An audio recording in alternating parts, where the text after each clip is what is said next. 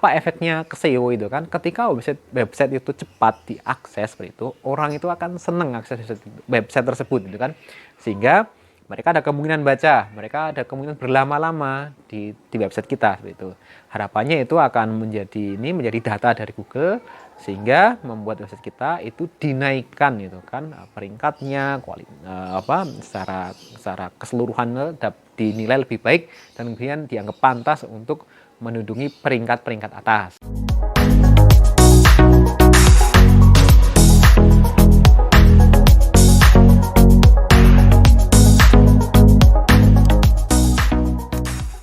Assalamualaikum warahmatullahi wabarakatuh. Alhamdulillah kesempatan kali ini kita bisa berjumpa kembali di channel SEO Anak Soleh, channel YouTube. Insya Allah kesempatan kali ini kita akan membahas itu kan buka-buka dapur nih ini ceritanya. Kita akan membahas apa saja plugin-plugin WordPress yang kita pakai saat mengelola website untuk keperluan optimasi website atau SEO seperti itu. Nah, semoga ini bermanfaat ya bagi Anda yang sedang belajar mengelola website, optimasi website atau SEO, atau bagi Anda pemilik usaha yang kemudian memiliki tim sehingga Anda bisa menilai bahwa apa yang dilakukan oleh tim Anda itu benar, sudah di track yang tepat. Nah, semoga Anda bisa menyimak dari awal hingga akhir. Nah, sebelum kita membahas plugin WordPress apa saja yang biasa kita pakai untuk optimasi website atau SEO, sebelumnya kita ini ya mengetahui dulu konsep dalam menggunakan plugin di website yang berbasis WordPress. Nah, konsep yang kami ingat-ingat banget itu kan dalam memakai plugin di WordPress itu biasa dikenal dengan istilah KISS itu kan, keep it simple. Kalau di barat itu kan S terakhir itu dikatakan dengan stupid. Ya, kami ini lebih familiar, lebih mengena kalau disebut keep it simple soleh itu. Kenapa? Ya bukan karena kami anak soleh, tapi karena nama itu doa ya, sehingga kata-kata itu doa sehingga kita pakai kata-kata yang baik ya. Jadi alasan utama konsep utama kenapa kok perlu menggunakan dalam menggunakan plugin WordPress itu sesederhana mungkin ya, sesimpel mungkin itu kan. Nah, kenapa kok seperti itu? Pertama, biar websitenya tidak berat. Jadi semakin banyak plugin yang kita gunakan, artinya query database itu kan, terus kemudian kerja PHP-nya itu semakin banyak instruksi nanti. Dikhawatirkan nanti website akan menjadi berat ketika banyak plugin. Terus yang kedua itu kan agar space hosting hemat itu kan. Nah, file website kita itu kan ditempatkan di server itu kan. Kalau kita UMKM yang masih start nih, space hostingnya terbatas, ya jangan gunakan plugin banyak-banyak, biar hemat nanti bisa dipakai buat yang lain. Lain ceritanya ketika Anda itu perusahaan besar yang kemudian memiliki resource hosting yang ini space untuk penyimpanan website yang bisa dikatakan tidak terbatas seperti itu. Maka Anda bebas mau masang plugin atau naruh file sebanyak apapun itu bebas seperti itu. Nah, terus yang ketiga itu kan agar website kita lebih aman. Nah, semakin banyak plugin untuk keperluan SEO yang kita pakai, keperluan website yang kita pakai, artinya apa? Kita membuka semakin banyak celah itu kan untuk terjadinya serangan itu kan ke website kita.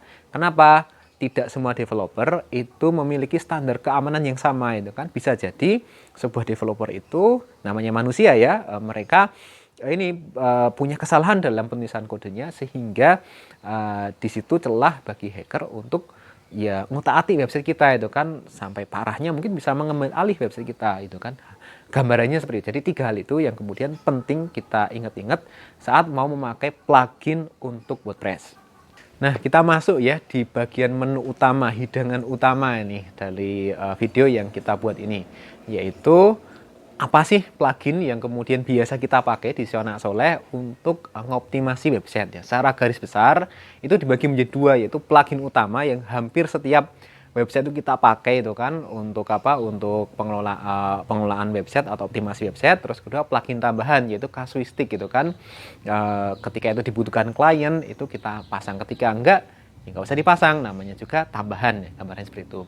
Nah, untuk plugin utama itu kan secara konsep ini kita nggak bahas detail teknis merek-merek atau jenis-jenis plugin tertentu itu kan, tapi secara konsep, sehingga Anda itu bisa fleksibel nanti dalam mencari plugin yang dengan kemampuan seperti itulah. Jadi nggak harus sama persis dengan kita seperti itu. Jadi yang pertama itu plugin untuk ini membantu optimasi SEO atau plugin SEO ya. Kita kenal ada plugin-plugin khusus itu kan di WordPress yang membantu pengelolaan website. Nanti plugin tersebut bisa mengetahui, oh ini artikel ini itu kan itu keyword density-nya sudah cukup. Oh artikel ini title-nya sudah optimal. Oh meta deskripsinya sudah bagus seperti itu. Itu plugin yang bisa kita pakai. Oh ini artikel ini diindekskan, artikel ini diindekskan misalnya kayak gitu. Itu bisa pakai plugin SEO. Ada banyak plugin SEO yang bisa Anda pakai.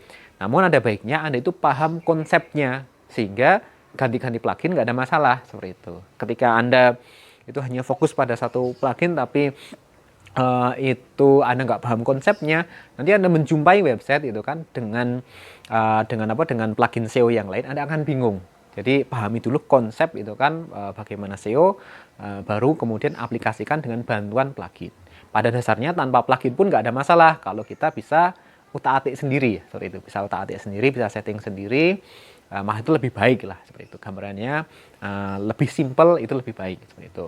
Nah yang kedua ini terkait dengan plugin yang sering kami pakai, itu plugin untuk case, untuk kemudian mempercepat itu kan kecepatan website atau loading website itu kan.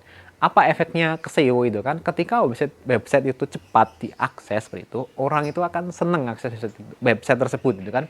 Sehingga mereka ada kemungkinan baca, mereka ada kemungkinan berlama-lama di website kita seperti itu.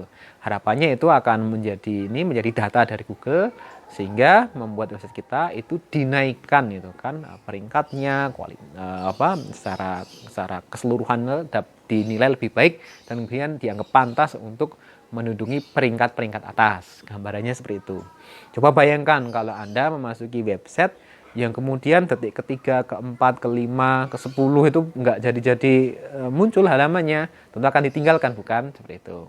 Nah, plugin ketiga ini contoh plugin ketiga yang biasa kita pakai untuk optimasi website ya, yang itu utama seperti itu plugin untuk related post itu kan. Apapun plugin yang Anda pakai, ketika kita menggunakan plugin related post ini, harapannya setelah orang membaca artikel itu kan, itu mereka ada pilihan lagi artikel lain yang serupa, harapannya tertarik untuk membaca artikel-artikel kita yang lain itu kan. Nah, ketika itu dilakukan, nah harapannya orang itu betah itu kan di website kita, dan kemudian kualitas website kita akan dinilai lebih baik ini kan oleh Google. Karena apa? Ya orang itu betah di website kita itu kan, tidak kemudian datang langsung hilang nggak seperti itu.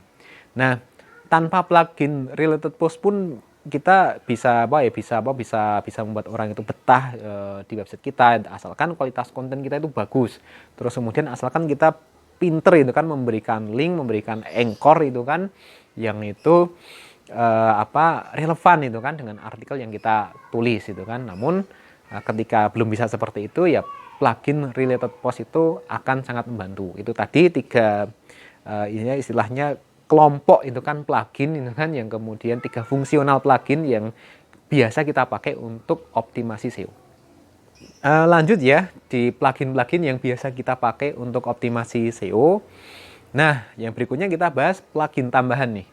Namanya kita mengelola website klien itu kan, harapannya klien itu mendapatkan benefit dari pengelolaan website yang kita jalankan. Nah, ada kalanya kita butuh plugin-plugin tambahan sesuai dengan bisnis model atau sesuai dengan kebutuhan klien juga seperti itu. Misalnya, ketika kita mengelola sebuah website di mana transaksinya itu menggunakan chat WA, maka kita pasang plugin tambahan untuk memungkinkan orang chat WA dengan mudah seperti itu. Nah, ketika kita menjumpai klien itu kan yang transaksinya itu mereka menggunakan form nanti via email, maka kita pasang itu kan plugin yang bisa untuk lead generation ya, menangkap lead itu kan, yang itu berupa form itu kan. Nah, bisa nanti pop up itu kan langsung muncul itu kan, terus orang tinggal ngisikan itu kan, terkirim datanya ke email kita, itu bisa seperti itu. Nah, Tentu kalau kita bahas plugin tambahan yang dibutuhkan oleh klien akan sangat banyak ya. Ya pada prinsipnya, konsepnya ketika klien butuh fungsi tertentu untuk optimasi website ya, SEO itu kan meskipun nggak ada kaitan langsung dengan ini, dengan ranking gitu kan, tapi ini kan kaitannya dengan result yang diharapkan dari optimasi website ya, terjadi konversi, terjadi peningkatan sales dan sebagainya. Maka ya kita cari plugin yang sesuai untuk website klien yang kita tangani. Itu konsep dalam menggunakan plugin tambahan. Bisa jadi butuh satu plugin, bisa jadi 2, 3, dan seterusnya. Tapi saran kami jangan banyak-banyak, sesuai kebutuhan saja. Keep it simple, soleh. Nah, itu tadi plugin-plugin WordPress itu kan secara umum ya, konsep plugin WordPress yang kemudian kita pakai dalam mengelola klien itu kan selama ini di SEO Anak Soleh ya. Bagi Anda yang kemudian ingin diskusi lebih lanjut, silahkan gunakan kolom komentar untuk kemudian kita diskusi ya di kolom komentar itu kan. Bagi Anda yang mendapatkan video ini bermanfaat, monggo itu kan silahkan like, share, subscribe juga boleh channel kami ini. Terima kasih, semoga bermanfaat. Assalamualaikum warahmatullahi wabarakatuh.